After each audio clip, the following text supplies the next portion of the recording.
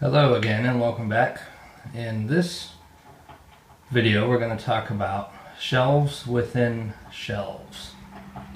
Normally these are spaces that would be taken up with a 2x4. It's kind of a waste if you really think about it, considering how easy it is to do. I'm going to show you how. It's time to make this little model of one of these shelves because I don't need another one, so building one would be kind of an expense. But say for example these are 2x4s. The thin plywood here would be your thicker plywood bench top or shelf top or whatever. Most of us would build a general frame like that, but all you have to do is slide back one of the pieces of the frame. It's a good idea to put a couple dividers in there. I like to put mine at least every 24 inches or so, depending on the kind of weight you're going to have on there. Like, I have my refrigerator on this top one, but I made sure to have that pretty much right under it so that this part don't end up wavy. And as long as you screw that through like that, that ain't going to go anywhere. They're equally as stable because the 2x4 being in the middle just acts like a beam. So all you do from there, put another piece of plywood here, and it don't have to go all the way back. But then you end up with this little nook where you can put screws and stuff. Another added bonus to that, if you have a piece that goes back a little bit further, you can hide stuff in there.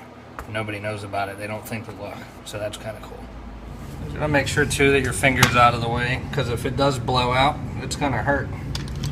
Oh my God, I did that again. Using the brad nailer, I wanted to take a second to show you a quick tip about brad nails blowing out of the wood. I'm pretty sure all of us have had a project nailed to our hand at least one time or another.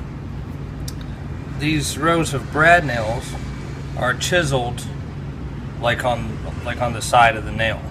So when it comes out of the gun, if your gun's perpendicular to the piece, if it blows out, it's going to stay in that piece of wood if you're nailing it like this.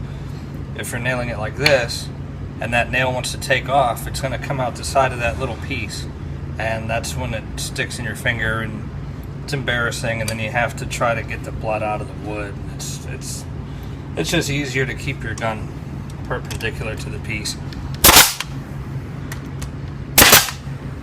Another quick tip with this, when you put these dividers in, you want to just bevel the edges. It makes it look a lot nicer, and it's easier just to throw stuff in there. Also, a quick disclaimer, you want to have this shelf, if you do this, like braced up there really good, because if you're going to put a refrigerator up there, that's a lot. Look, there's blood on this. What the heck? Having a shelf like this helps you to get things off of your workbench that you don't really need, like the stereo, the refrigerator. Every shop needs a refrigerator. You're supposed to be relaxed in here, right? And you got to have your tunes. So when you have your screws all laid out, it's easy just to grab those. Here you have your battery chargers, safe from dust. You have your hearing protection. You have a place to just grab your glues. Have your sandpaper right there. Makes it a lot more convenient. It's a lot more fun to work in here like that. That's it for now, but trust me, there's a lot of other things that I want to show you. That's just kind of scratching the surface. Quick and easy, something that'll get you started. I have a lot of things that I've learned through magazines, other people, and my own experience that I'll be more than happy to share with you. So stay tuned.